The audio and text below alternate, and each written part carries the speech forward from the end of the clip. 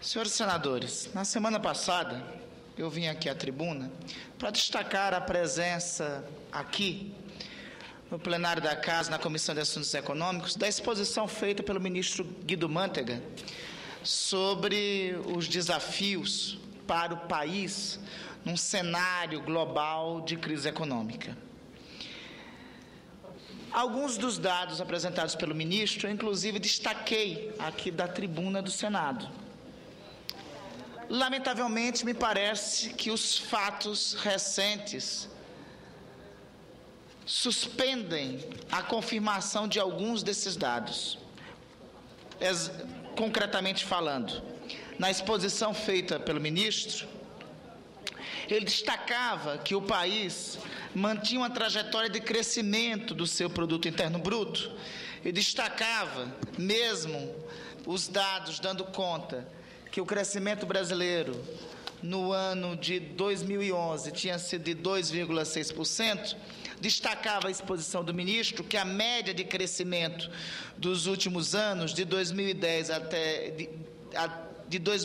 projetando até 2014, resultaria numa média de 4,7%, ou seja, fazendo a projeção sobre um crescimento que, de fato, hoje não há, fazendo a projeção sobre um crescimento que virá nos prognósticos do Ministério. Os dados do PIB e a análise mais pormenorizada dos dados do PIB pode nos fazer colocar o verbo no passado, viria, sem a certeza de que de fato virá. Isso porque, no final de semana, foi anunciado pela imprensa, matéria do jornal Folha de São Paulo, dá conta que o Brasil é o país que menos cresce na América do Sul. Os dados do jornal Folha de São Paulo, os dados do Produto Interno Bruto destacados no jornal Folha de São Paulo do final de semana, do último domingo, dá conta que o crescimento brasileiro só foi superior ao crescimento de Guatemala e El Salvador na América Latina. Mais que isso, detalhando o crescimento dos demais países latino-americanos, o nosso número de crescimento é pífio. O México cresceu 3,9%, a Colômbia cresceu 5,8%, a Venezuela cresceu 4,2%, a Guiana, a República Cooperativista da Guiana, cresceu 4,8%, até o Suriname cresceu mais do que nós, cresceu 3%, o Equador nos fez corar de vergonha, cresceu 9%, o Peru 6,9%, o Chile 6%, a média do nosso crescimento 2,4%, inclusive 2,7%, melhor dizendo, é inclusive inferior à média do continente latino-americano, que cresceu a uma média de 4%. É importante destacar um dado dos dados do PIB da América Latina divulgados na última semana. É importante destacar que, enquanto dados mais detalhados também do Instituto de Estudos Econômicos do IPEA, dá conta que os países latino-americanos, somente 20% do comércio total das vendas dos países latino-americanos são vendas feitas dentro do próprio continente.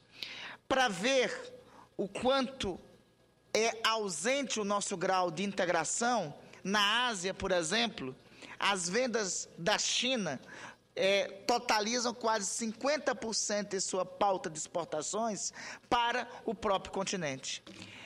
Ao que pese, nós temos crescido, o continente latino-americano ter crescido 4%, uma das causas do nosso crescimento ser abaixo também, é que nós comercializamos pouco com nós mesmos.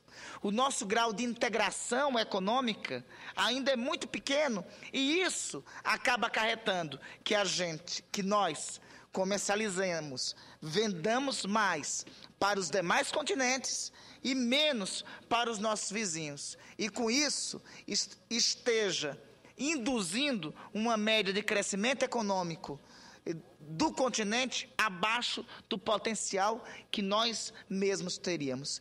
Lamentavelmente, nós mesmos do Brasil ainda comercializamos pouco e ainda temos muita ausência de integração, de comercialização com o conjunto do continente latino-americano. Mas é importante, então, nós detalharmos. Eu já falei aqui anteriormente, e é uma das razões, me parece, do problema da desindustrialização que tanto é debatido aqui no Senado, que diagnosticamos. Eu já destaquei aqui que, dissecado esse nosso produto interno bruto de 2,7%, nós percebemos um crescimento do agronegócio e da indústria da construção civil e da indústria da mineração. Ou seja, um crescimento no nosso PIB, ao dissecá-lo, tem um peso muito maior a exportação de commodities do que, concretamente, a produção de produtos manufaturados, a produção ainda de produtos industrializados. Ou seja, não é só o PIB que foi ruim. Dissecando o PIB, a análise do PIB é ruim porque mostra que nós não estamos aportando, ancorando a nossa economia na agregação de valor, no peso que deveria ser dado à nossa indústria. Claramente, flagrantemente, nós estamos vivendo um claro processo de desindustrialização. Mas é importante analisarmos os dados desse baixo crescimento do PIB para encontrarmos as razões desse sucesso. O porquê nossa média de crescimento foi tão... estivemos atrás dos 20 países, dos chamados 20 países, do chamado G20, das 20 maiores economias do mundo. No balanço entre as 20 economias do planeta, a nossa ficou atrás de todas as outras 19 economias. A própria matéria da Folha de São Paulo aponta algumas das razões desse baixo crescimento no ano 2011. Diz a matéria, inicia dizendo o seguinte: para analistas, o governo exagerou nas ações anti-inflação, contribuindo para a expansão de apenas 2,7%. Ou seja, o que nós já dissemos aqui anteriormente, nós temos a continuação da insistência, da receita, da ortodoxia econômica. Nós estamos continuando com a velha receita do superávit primário, da meta de inflação, e embora tenha estado em queda, ainda praticando uma taxa de juros que é uma das maiores do planeta. É importante nós também trazermos outros dados para análise desse nosso baixo crescimento, desse abaixo de medíocre crescimento econômico em 2011. Eu digo que abaixo de medíocre, porque medíocre é quando é crescimento, é quando é mediano. Nós tivemos abaixo de quaisquer médias. Nós tivemos na rabeira na América Latina. Nós tivemos abaixo do crescimento das 20 economias do planeta. Nós tivemos... Então, na América Latina, nós só superamos, como eu já disse, Guatemala e El Salvador. Uma outra razão, me parece, nesse sentido, a baixa poupança e pouco investimento. No nosso país, a nossa poupança nacional bruta não chega a 20% do PIB. Esse, me parece, que é um dos fatores que ocasionam a baixa taxa de investimento da nossa economia. Para se ter uma ideia, a China investe 40% do seu produto interno bruto e a Índia investe por volta de 30% do seu produto interno bruto na sua poupança interna. Investindo mais na sua poupança interna, aumenta as possibilidades de investimento. Outra razão é que, já destaquei aqui, nós estamos claramente num processo de estagnação da nossa indústria. O crescimento, eu já destaquei anteriormente aqui na tribuna, o crescimento da nossa indústria foi de 0,1%. O agronegócio, os commodities cresceram 3, 4 vezes mais do que a indústria. Continuamos na mesma pauta do século XIX, exportador de matéria-prima e importador de produtos industrializados, sem ter uma indústria que agregue valor e que mobilize mais a economia. Veja, nós estamos, mais que isso, estamos retrocedendo. A pauta da exportação de manufaturados do Brasil já foi de 60% da nossa pauta de exportação em 2000. Agora, a nossa pauta de exportação de manufaturados é de 39%, com commodities, como já destaquei, minerais e agrícolas, respondendo por 45% do total da nossa pauta, do total da pauta de exportação de commodities. Então, nós encontramos um déficit externo anual que se aproxima de 100 bilhões de dólares. Estimamos que a exportação de 92,5 bilhões de dólares e importação de 186,9 bilhões de dólares em produtos industrializados em 2012. Esses dados de uma balança comercial não favorável ao país, o próprio ministro Guido Mantega reconheceu aqui na semana passada, quando esteve na Comissão de Assuntos Econômicos. Outra razão é a rotatividade que temos nos empregos, embora nós tenhamos tido uma taxa de crescimento do emprego muito maior nos últimos anos e temos tido a queda do desemprego, o problema é a qualidade dos empregos que estamos gerando, é a rotatividade dos empregos e os baixos salários que nós estamos fornecendo na nossa economia. Isso, inclusive, ocorre em contradição a um dado destacado aqui pelo ministro Guido Mantega, que fala que um dos caminhos para o crescimento da economia e da aposta da política econômica é o fortalecimento do mercado interno por meio da elevação do emprego formal. Eu quero detalhar sobre a qualidade desse emprego que tem sido gerado. A geração de empregos medida pelo CAGED tem apresentado um saldo de contratados e demitidos que, como já disse, de fato se demonstra alto, próximo a 2 milhões de novos postos anuais. Ocorre que, junto com isso, ocorre uma elevada rotatividade do emprego no Brasil. E aqui eu quero trazer os dados do CAGED. Em 2011, foram contratados 21,6 milhões de brasileiros, contra 19,7 milhões de dispensados, chegando a um saldo de 1,9 milhões de postos. Os estudos recentes do IPEA, o estudo intitulado A Evolução Recente do Trabalho Formal no Brasil 2000-2008, aponta que a taxa de desligamento de um funcionário no Brasil nos primeiros 3 meses tem oscilado de 10% a 14%, com a tendência crescente. Isso aí é muito mais do que o dobro da média dos países ditos desenvolvidos. Ou seja, nós temos tido geração de empregos, mas tem uma face oculta dessa geração de empregos, que é a rotatividade dos empregos. É um ciclo de empregos que corrói a remuneração dos trabalhadores. Nesse mesmo estudo, o IPEA demonstra que os saldos positivos de empregos formais só ocorrem nas faixas salariais inferiores a 2 salários mínimos. Traduzindo, esses dados do CAGED dão conta que o mercado está demitindo trabalhadores melhores remunerados para contratar mão de obra barata. É típica característica de uma economia do século XIX. Uma economia baseada em commodities, em exportação de commodities e não baseada na exportação de produtos com valor agregado. Uma economia baseada no agro e não baseada na indústria.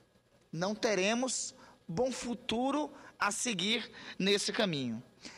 Tem uma outra questão, que me parece que é uma das razões desse nosso baixo crescimento, que é a vulnerabilidade externa. Volto a citar os dados do IPEA. O IPEA realizou um estudo intitulado Os Impactos do Câmbio nos Instrumentos de Comércio Internacional, o caso das tarifas.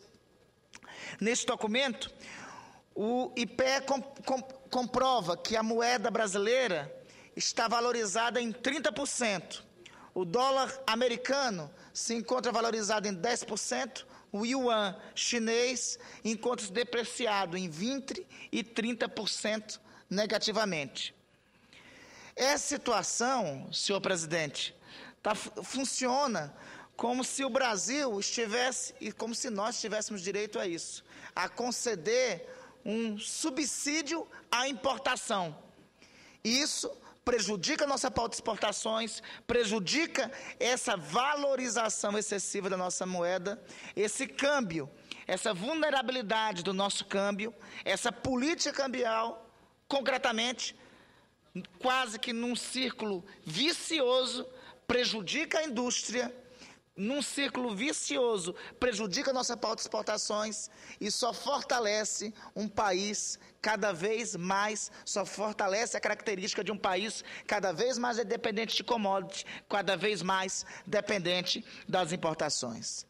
Uma outra razão é o tamanho de nossa carga tributária, presidente, pesadíssima e injusta. A carga tributária nossa é de 40%. Para você ter ideia, é a mesma carga tributária de países escandinavos. Não vou nem entrar no óbvio, que é uma carga tributária enorme e injusta e ao mesmo tempo, com a prestação de serviços públicos, é a velha constatação de uma carga tributária escandinava, sueca, com prestação de serviços públicos de Guiné-Bissau. Então, além de ser uma carga tributária injusta, além de ser uma carga tributária alta, é injusta. 60% dos tributos são sobre o consumo, bens e serviços. Isso é a promoção de uma clara regressividade fiscal, que só atinge aos mais pobres. No Brasil funciona o inverso. Quem tem mais acaba pagando menos, quem tem menos acaba pagando mais. Basta citar o exemplo que eu já destaquei aqui outras vezes, do imposto de renda, que hoje milhares, milhões de brasileiros estão a fazer os seus cálculos, que nós pagamos 27,5%, incluindo numa mesma faixa de pagamento de salários, altíssimos industriais e professores universitários. Ou seja, uma carga tributária elevadíssima. O problema é que ela não é só elevadíssima, ela é totalmente injusta, ela atinge a classe média, ela atinge os mais pobres, ela atinge os profissionais liberais, ela atinge os professores universitários. Enquanto isso, há 4 anos atrás, o que nós fizemos aqui, nós isentamos o capital externo, o capital volátil, o capital motel, aquele que vem e passa por aqui como nuvem, ancorado na agiotagem financeira, nós isentamos esse capital, nós isentamos esse capital financeiro de qualquer possibilidade de taxação de imposto de renda. Professores, profissionais liberais, a classe média brasileira paga 27,6% de imposto de renda. Esse capital financeiro é no máximo tributado no IOF, não é tributado no imposto de renda, como são todos os brasileiros. Por fim, a política de superávit primário. É uma política econômica que tem estado em curso nos últimos 20 anos. Uma política econômica que tem estado em curso desde a inauguração do governo, desde o governo do presidente Fernando Henrique. Essa política econômica de gastos públicos compromete 3% do nosso produto interno bruto, aproximadamente 1,7 trilhões de reais, quase 50%. Só mais 2 minutos, presidente, para concluir. Quase 50% do orçamento geral da União, que deveria ser o gasto em infraestrutura, ou melhor, deveria ser investimento em infraestrutura, que deveria ser investimento em estradas, que deveria ser investimento em energia, que facilitaria, que criaria as condições para um novo crescimento industrial. Então, quase 50% do orçamento da União sai do investimento em educação, saúde e infraestrutura e vai para os pagamentos dos serviços da dívida.